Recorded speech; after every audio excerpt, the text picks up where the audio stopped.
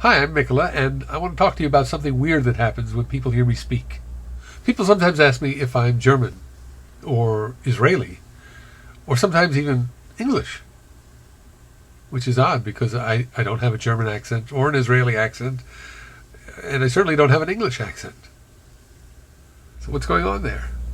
I think it means that some people have a suspicion that I don't really have an American accent either. And they're right. Well, they're partially right. I mean, this is an American accent, and a pretty good one, but it's a manufactured accent. Nobody in the world, except me, actually talks this way. I'm hiding something. I can almost get away with it on YouTube. I can almost get away with it for a very simple reason. Because I can always edit out the parts where my accent slips. Accent slips, and if it were not for the editing, the whole world, if it were not for the editing, the whole world would hear. The world would hear that there's some kind of fraud going on here. A mask. It's not a fraud, it's a battle. It's not a battle, it's more a struggle. In the head. Alright, a little background here. First, I have to tell you something about accents that you probably know, but you may not know that you know. Where do you think we get our accents from? How many think it's from your parents? Now, you think about that for a minute. A young couple living in the deep south, Birmingham, Alabama, moves to Boston, raises a kid in Boston. Is the kid going to have a southern accent? No. Boston accent.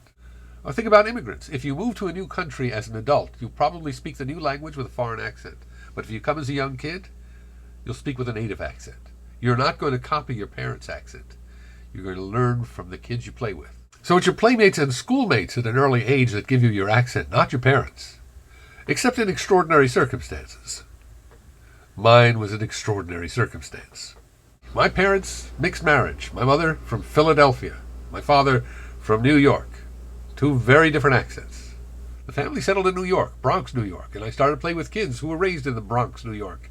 And I began to sound like a kid who was raised in the Bronx, New York.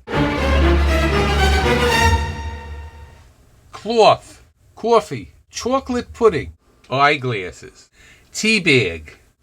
All of these sounds, which I picked up in the street and brought home, were to my sweet mother like fingernails on blackboards, and they were forbidden. I was homeschooled. I was trained in the art of not sounding like a kid from the Bronx.